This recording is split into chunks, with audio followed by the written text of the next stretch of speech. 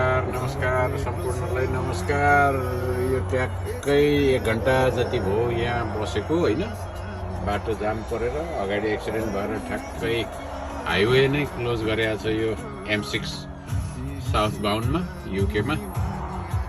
ट्याक्कै घन्टा भयो तपाईँको 1 घन्टासम्म। अब दायाँ बायाँ सबै गाडीहरूमा मान्छे छन्।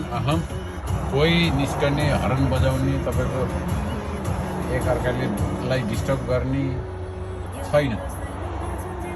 अब हाम्रो देशतिर हुन्थ्यो भने जनताहरू बाहिर निस्केर चुरोट खाने, गफ लडाउने, कहाँबाट आउनुभएको, कहाँ जाने हो, क्या हो, कसो भन्ने हुन्थ्यो होला है। यहाँ चाहिँ तपाईँको केही छैन।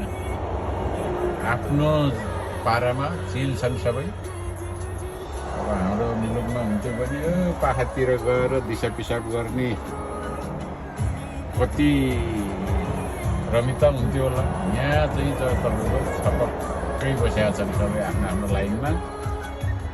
पल्लो छेउको लाइन चाहिँ एउटा इमर्जेन्सी एम्बुलेन्स आउँदा पुलिसलाई भनेर एक लाइन छोडेर सर्लक्कै लाइन छोडेर चाहिँ यताको 3 लाइन चाहिँ च्याप्प गाडी बसेको 1 घन्टा भयो। अब यो गयो होला कमसेकम तपाईँको 5-7 माइल टाढा गएको होला यो जाम चाहिँ होइन। 1 घन्टा भयो म यहाँ बसेको।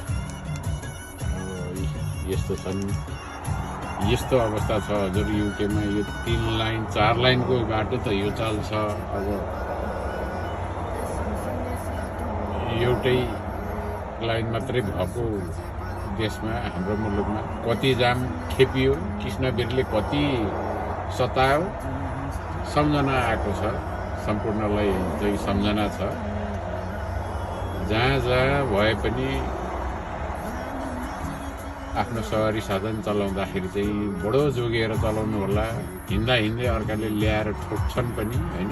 त्यसले गर्दाखेरि आफ्नो र अर्काको जीवन रक्षाको लागि चाहिँ सतर्क भएर चलाउनु होला। हिँड्दै निद्रा लाग्छ भने एकछिन बरु सर्भिस स्टेसनतिर लगेर एकछिन बस्नुहोस्। तपाईँलाई कसैले केही भन्दैन। 2 घन्टा तपाईँको फ्री नै हुन्छ। यो चाडबाड आएको बेला छ, क्रिसमस आएका छन् हजुर है। जोगिएर हिँड्नुहोस्। सबैलाई चाहिँ आग्रह छ मेरो। आफ्नो परिवार अर्काको परिवार सबैलाई चाहिँ